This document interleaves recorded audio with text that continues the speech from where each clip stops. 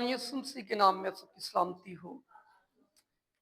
जो हवाला पढ़ा गया है इसमें मुकद्दस पतरस का जिक्र किया गया है और जो मुकद्दस पतरस है इसका जो इब्रानी नाम है शमौन है, इसका मतलब सुन लिया, और यूनानी नाम इसका पतरस, चट्टान इसका मतलब है, रामी नाम इसका कैफा था, कैफा का मतलब चट्टान है, और इसके बाप का नाम यूहन्ना था और ये शादीशुदा था, इसका भाई इंद्रियास था और ये मछलियां पकड़ने वाला था।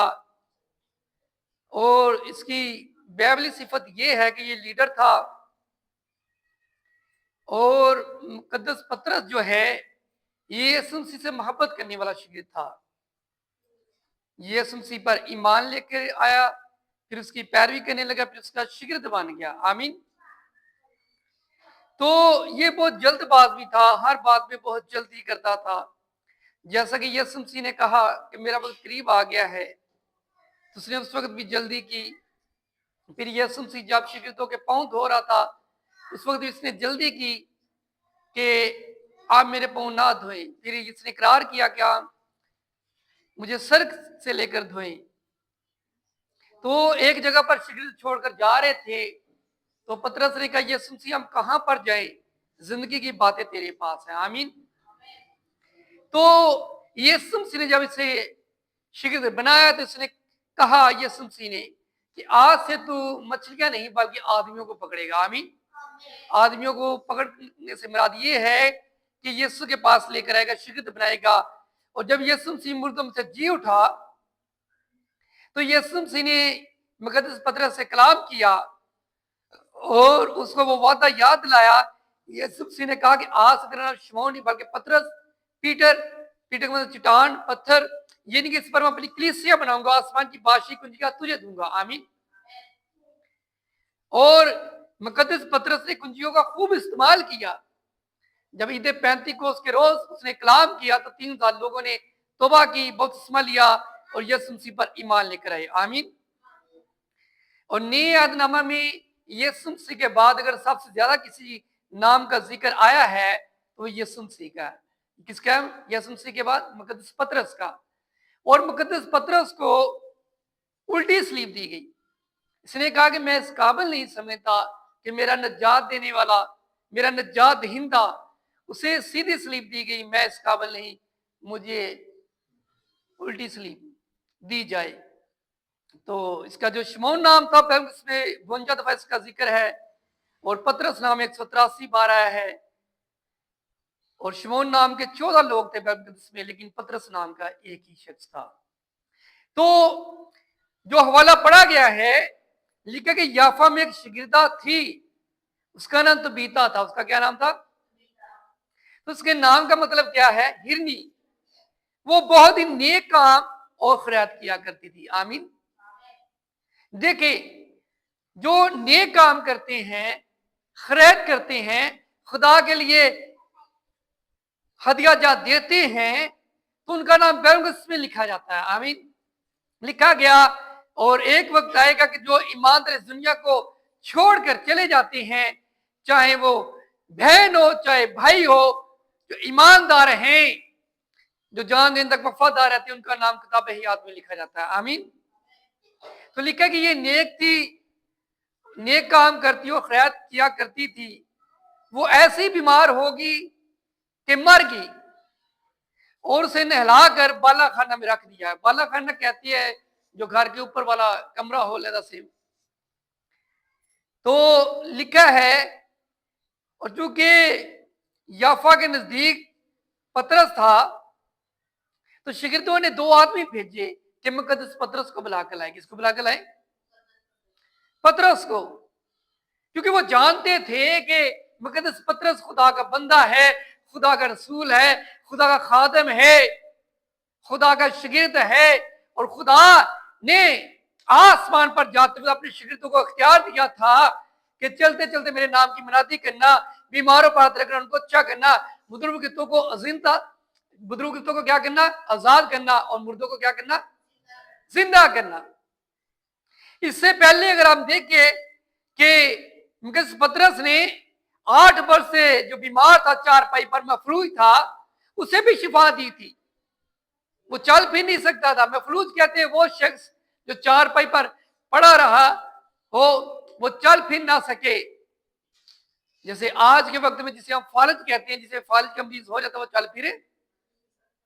अगर हम इसकी प्रतिशत में देखें तो वो इनास नाम है। तो मुकद्दस पतरस ने वहां पर भी इनास को शिफा दी और लोगों का और ज्यादा ईमान खुदा पर आया कि खुदा अपने बंदा पतरस के वसीला से काम कर रहा है। इसलिए लिखा है कि उन्होंने पतरस को बुलाया।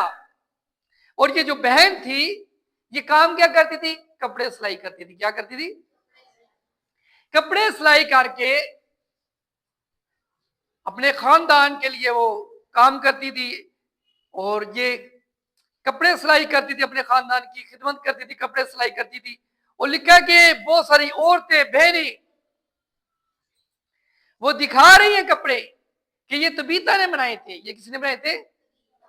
जैसे कि हमारा अपना कोई जुदा हो जाता है तो हम अक्सर चीजें लोगों को दिखाती हैं। जैसे कि जो ये मैंने वॉच घड़ी पहनी हुई है, अक्सर मैं बताता हूँ कि ये मेरा भांजा जो आज से 2 साल पहले फौत हो गया, ये मुझे उसने क्या दी थी? गिफ्ट दी थी। तो अक्सर जो बहन भाई हमसे ज्यादा हम उनको याद करते हैं, क्योंकि लिखा कि रासवास की यादगार क्या है? मुबारक है। तो इसी तरह वो उस बहन के बने हुए कपड़े दिखा रहे हैं, उसको याद कर रहे हैं। और 40 आयत में लिखा है कि जब वो मुकद्दस पतरस को बुलाकर लाए तो पतरस ने सबको बाहर कर दिया और घुटने टेक कर क्या की? दुआ की। तो आज हमारी जिंदगी में, हमारे खानदान में, हमारी कलीसिया में, हमारे गांव में, हमारे मुल्क में हालात कैसे भी हों, हर हाल में हमें घुटनों के बल होना चाहिए और खुदा के हुजूर क्या करनी चाहिए? दुआ, मिन्नत, मुनाजात करनी चाहिए। और घुटने टेक कर दुआ की।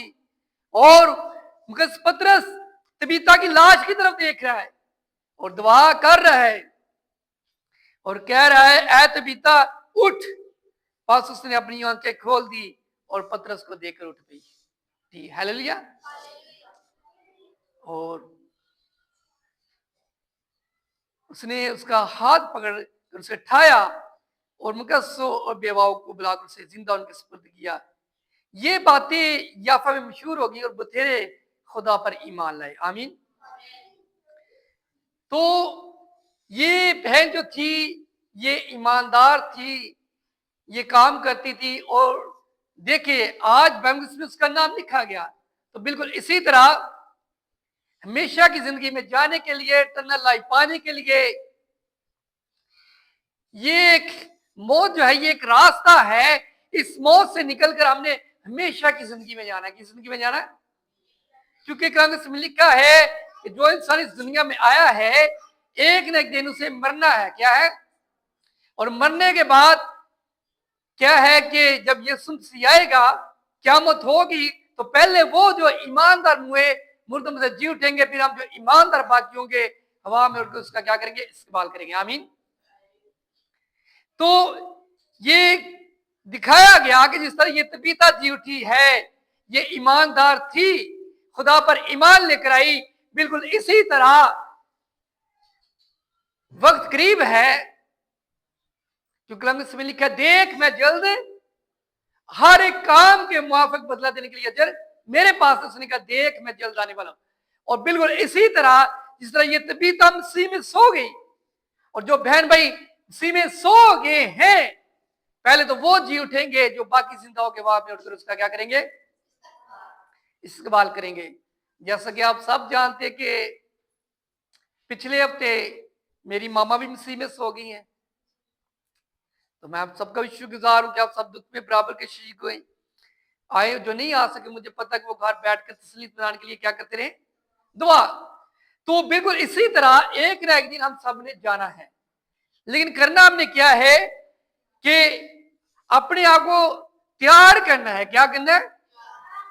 क्योंकि यीशु मसीह ने कहा जागो और दुआ करो ताकि समैश में ना पड़ो। क्योंकि हालात और वक्त ये बताते कि यीशु मसीह जल्द आने वाला है। लेकिन हम क्या करें? हर वक्त तैयार रहें, दुआ करते रहें और ज्यादा वक्त दुआ में, कलाम में, खुदा की हजूरी में गुजारें, ताकि जब हम जिंदगी को छोड़ कर जाए तो हमें किसी तरह का गिला शिकवा ना हो कि हम दुनिया में क्या छोड़े, बल्कि हम जान दिन तक वफादार रहे, ईमान में कायम रहे और जान दिन तक वफादार रहे और जिंदगी के ताज को क्या करें, हासिल करें। जिस तरह ये ईमानदार जी उठी, तो बिल्कुल इसी तरह यीशु मसीह जल्द आने वाला है। बहुत से ईमानदार जी उठेंगे, लेकिन ये ईमानदार थी, नेक काम करती थी, खुदा के साथ वफादार थी। आमीन।